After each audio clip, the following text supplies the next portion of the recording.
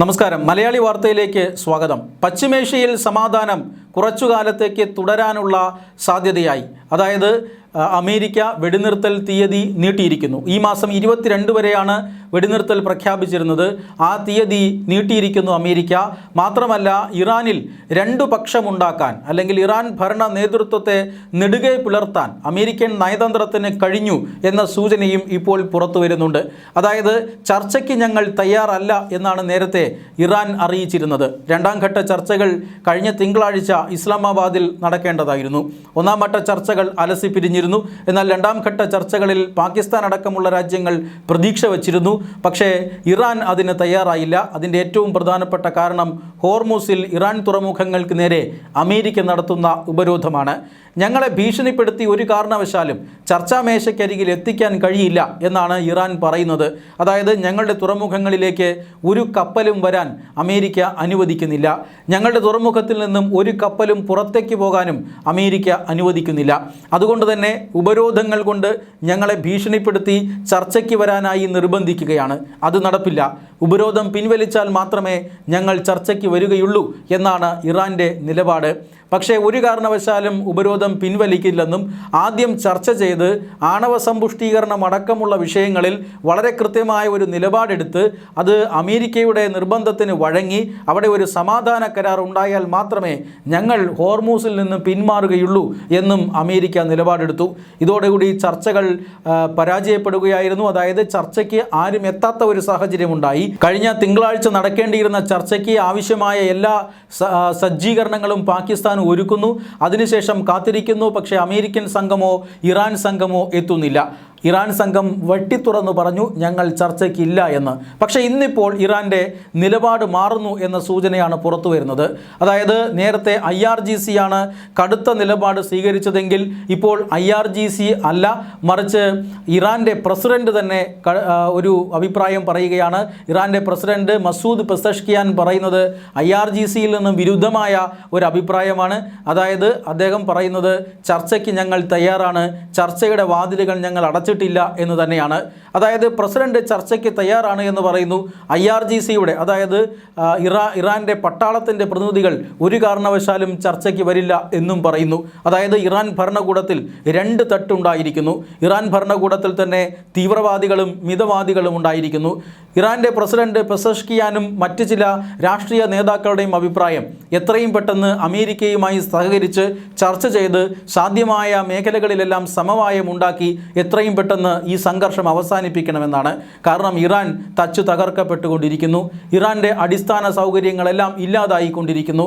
American ആക്രമണങ്ങൾക്കെതിരെ Gulf മേഖലകളിൽ ചില ആക്രമണങ്ങൾ നടത്താൻ കഴിഞ്ഞു എന്നല്ലാതെ ഒന്നും ചെയ്യാൻ ഇറാന് സാധിച്ചിട്ടില്ല. മാത്രമല്ല ലോകമെമ്പാടുമുള്ള രാജ്യങ്ങൾ ഈ എണ്ണ പ്രതിസന്ധി ഉണ്ടാവുകയും ചെയ്യുന്നു. അതുകൊണ്ട് തന്നെ എത്രയും വേഗം സംഘർഷം അവസാനിപ്പിക്കണം എന്ന് ഈ പെസഷ്കിയാൻ അടക്കമുള്ള ചില മിതവാദികൾ പറയുമ്പോൾ ഒരു കാരണവശാലും സംഘർഷം അവസാനിക്കില്ല, ഏതറ്റം വരെയും പോകും. ഇറാൻ്റെ ആത്മാഭിമാനം ഉയർത്തിപ്പിടിക്കും. അമേരിക്ക ആക്രമിക്കുന്ന സന്ദർഭങ്ങളിലെല്ലാം ഈ പറയുന്ന ഗൾഫ് മേഖലകളിലെ രാജ്യങ്ങൾക്കെതിരായിട്ടുള്ള ആക്രമണം തുടരുക തന്നെ ചെയ്യുമെന്ന് IRGC തലവനും ഒരു വിഭാഗം രാഷ്ട്രീയക്കാരും അല്ലെങ്കിൽ ഭരണ നേതൃത്വവും പറയുന്നു. ഇങ്ങനെ ഇറാനെ രണ്ടാക്കി മാറ്റാൻ അമേരിക്കയ്ക്ക് സാധിച്ചിട്ടുണ്ട്. ഇനി അങ്ങോട്ട് കാര്യങ്ങൾ എളുപ്പമാണ്. ഇറാൻ സമാധാനത്തിൻ്റെ പക്ഷത്തേക്ക് വരും എന്ന് അമേരിക്ക പ്രതീക്ഷിക്കുന്നു. അതുകൊണ്ടാണ് ഇപ്പോൾ വെടിനിർത്തൽ നീട്ടിയിരിക്കുന്നത് എന്നാണ് പല വിദഗ്ധരും വിലയിരുത്തുന്നത്. കാരണം പാകിസ്ഥാൻ്റെ അഭ്യർത്ഥന മാനിച്ചുകൊണ്ടാണ് ഞങ്ങൾ വെടിനിർത്തൽ നീട്ടുന്നത് എന്ന് അമേരിക്ക പറയുന്നുണ്ടെങ്കിലും ഇറാനെ കൂടുതൽ നയതന്ത്രത്തിലൂടെ വരുതിയിലാക്കാൻ സാധിക്കുമെന്ന് അമേരിക്ക ഇപ്പോഴും വിശ്വസിക്കുന്നു. അതുകൊണ്ട് തന്നെയാണ് ഇപ്പോൾ അമേരിക്ക ഇത്തരത്തിൽ ഒരു വെടിനിർത്തൽ നീട്ടുന്നത്. എന്തായാലും ഇറാൻ മറ്റു ചില പ്രകോപന നടപടികളുമായി മുന്നോട്ട് പോകുന്നുണ്ട്.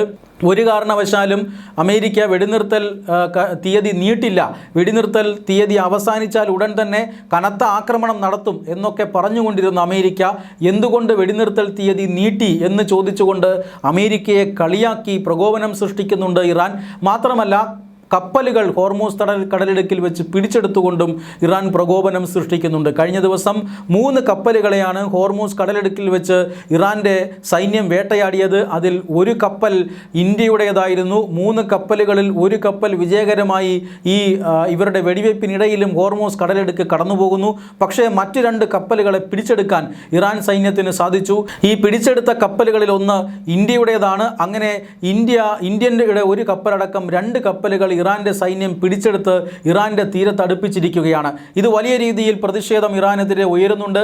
നേരത്തെ ഇന്ത്യൻ കപ്പലുകൾക്ക് നേരെ വെടിവയ്പ്പുണ്ടായപ്പോഴും ഇന്ത്യ ശക്തമായി പ്രതിഷേധിച്ചിരുന്നു.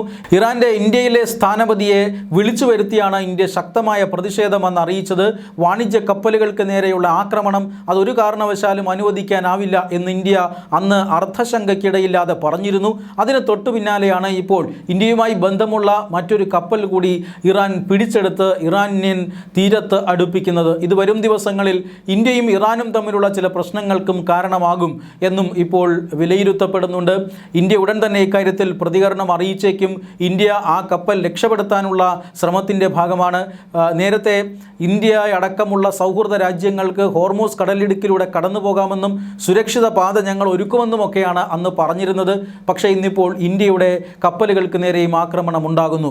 ഓരോ കപ്പലും വളരെ ശക്തമായ സുരക്ഷാ പരിശോധനകൾ നടത്തിയതിനു ശേഷം ഇറാൻ സൈന്യം തന്നെയാണ് കടത്തിവിടുന്നത്. പക്ഷേ കടത്തിവിട്ടതിന് ശേഷം അതേ ഇറാൻ സൈന്യം തന്നെ ആക്രമിക്കുകയും കപ്പലുകൾ പിടിച്ചെടുക്കുകയും ഒക്കെ ചെയ്യുന്ന സാഹചര്യം, വലിയ അനിശ്ചിതത്വം, നാടകീയ രംഗങ്ങൾ തന്നെ ഹോർമൂസ് കടലിടുക്കിൽ നടക്കുന്നു എന്നുള്ളതാണ് ഏറ്റവും പ്രധാനപ്പെട്ട കാര്യം. അതേസമയം ഹോർമൂസ് കടലിടുക്ക് തുറക്കാൻ 6 മാസമെങ്കിലും എടുക്കും എന്ന് അമേരിക്ക പറയുന്നത് വലിയ ആശങ്ക ലോകത്ത് സൃഷ്ടിച്ചിരിക്കുകയാണ്. കാരണം ഹോർമൂസ് കടലിടുക്ക് അടച്ചുകൊണ്ട് ഇറാൻ മൈനുകൾ പാകിയിരിക്കുകയാണ്. ഈ മൈനുകൾ മുഴുവൻ അവിടെ നിന്ന് നീക്കം ചെയ്യണമെങ്കിൽ 6 മാസത്തോളം സമയമെടുക്കും എന്ന് അമേരിക്കയും പറയുന്നുണ്ട്. അതുകൊണ്ട് തന്നെ എണ്ണ പ്രതിസന്ധി അത് വിവിധ രാജ്യങ്ങളിൽ ഉണ്ടാകുമോ എന്ന ആശങ്കയുണ്ട്. ഇന്ത്യയെ സംബന്ധിച്ചിടത്തോളം ക്രൂഡ് ഓയിലിൽ ഇന്ത്യക്ക് ആശങ്കയില്ല. പക്ഷേ LPGയിൽ ഇന്ത്യക്ക് വലിയ ആശങ്കയുണ്ട്. LPG പ്രതിസന്ധി രാജ്യത്തുണ്ടാകാനുള്ള സാഹചര്യമുണ്ട്. നേരത്തെ തന്നെ നമ്മളത് കണ്ടതാണ്. ഈ പ്രതിസന്ധി ഒഴിവാക്കാനുള്ള പല പ്രവർത്തനങ്ങളും കേന്ദ്ര സർക്കാർ നടത്തുന്നുണ്ട്. പക്ഷേ നിലവിൽ ഹോർമൂസ് കടലിടുക്കിൽ കുടുങ്ങിക്കിടക്കുന്ന കപ്പലുകളുടെയും അതിലുള്ള നാവികരുടെയും ഇന്ത്യൻ നാവികരുടെയും സുരക്ഷയാണ് രാജ്യത്തിൻ്റെ ഏറ്റവും പരമപ്രധാന കാര്യം എന്ന് കേന്ദ്ര സർക്കാർ പ്രഖ്യാപിച്ചു കഴിഞ്ഞിരിക്കുന്നു. വരും മണിക്കൂറുകളിൽ ഇറാനുമായി ഇതുമായി ബന്ധപ്പെട്ട ചർച്ചകൾ ഇന്ത്യ നടത്തിയേക്കും എന്നും സൂചനയുണ്ട്.